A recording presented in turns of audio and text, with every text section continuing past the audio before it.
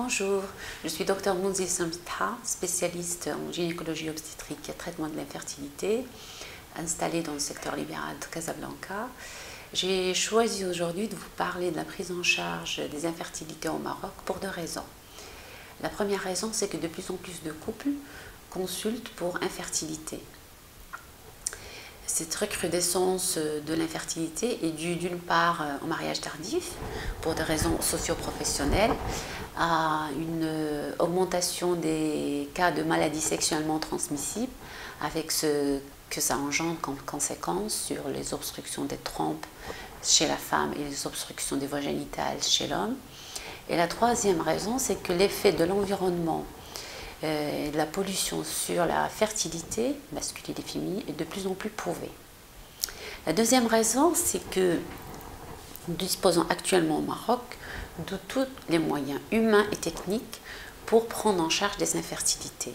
Et ça va de l'insémination de sperme à l'ICSI, en passant par la fécondation in vitro, la vitrification des embryons et la vitrification des ovocytes. Alors je commencerai par définir ce que c'est que la procréation médicalement assistée. Elle se définit comme toute technique qui consiste à manipuler les gamètes, c'est-à-dire le spermatozoïde, l'ovocyte ou l'embryon. Alors l'insémination de sperme. L'insémination de sperme, c'est une technique qui consiste à préparer du sperme au laboratoire. Le recueil du sperme se fait par masturbation au laboratoire. Ce sperme sera lavé, traité, et les meilleurs spermatozoïdes mobiles et normaux seront mis dans un cathéter. Et l'insémination va se faire soit au laboratoire, soit au cabinet, comme une simple consultation. Elle est indolore et consiste à injecter ces spermatozoïdes triés, les injecter au sein de la cavité utérine. Après, ces spermatozoïdes vont migrer et la fécondation, elle va se faire à l'intérieur du corps de la femme. Donc c'est juste une insémination de sperme. Et parallèlement à cette insémination, la patiente, l'épouse, elle va avoir généralement une stimulation douce qui consiste en des injections à partir du 4e, 5e jour des règles, avec une surveillance échographique hormonale. Le but, c'est d'avoir une réponse adéquate, c'est-à-dire 1 ou 2 follicules, pas plus. Et une fois que ces follicules sont prêts, on fait une autre injection qui consiste qui va déclencher l'ovulation. Et l'insémination, elle est réalisée 36 heures après le déclenchement de l'ovulation. Et voilà, la fécondation se fait au corps de la femme. Ces inséminations, elles sont indiquées lorsque il n'existe pas d'interaction entre les spermatozoïdes et la glaire cervicale, donc ce qu'on appelle le test de Huner négatif. Elle est aussi indiquée dans les insuffisances spermatiques modérées. On la pratique également dans les stérilités inexpliquées. Et on y a recours aussi quand devant des échecs de stimulation simple avec rapport à la maison, au bout de 3-4 inductions simples, qu'il n'y a pas de grossesse, on a recours à l'insémination. Elle est aussi pratiquée en cas d'endométriose avec des trompes perméables. La fécondation in vitro. La fécondation in vitro, c'est une technique où la fécondation se fait in vitro, au laboratoire, à l'extérieur du corps de la femme. Elle est indiquée lorsque les trompes sont bouchées. Elles peuvent être obturées soit par une infection, soit par une chirurgie pelvienne, une appendicite ou un kyste de l'ovaire, comme elles peuvent être obturées par les séquelles d'une endométriose.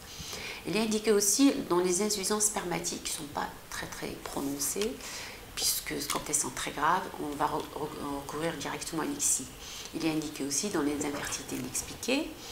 Et lorsque les dotes thérapeutiques ont échoué, lorsqu'on a pratiqué 4 ou 6 inséminations, qu'il n'y a pas de grossesse, on a recours à la fécondation in vitro. Elle consiste en une stimulation, une hyperstimulation très forte, mais qui est contrôlée, c'est-à-dire qu'on va donner des injections supraphysiologiques, qu'on commence généralement à partir du 2e jour du cycle. Ensuite, le but c'est de recruter un maximum de follicules, donc un maximum d'ovocytes, tout en évitant qu'il y ait une réponse excessive. Elle sera accompagnée d'une surveillance biologique, prise de sang et échographique. Une fois que ces follicules sont matures, quand ils ont atteint une taille entre 16 et 18 mm, on va déclencher l'ovulation.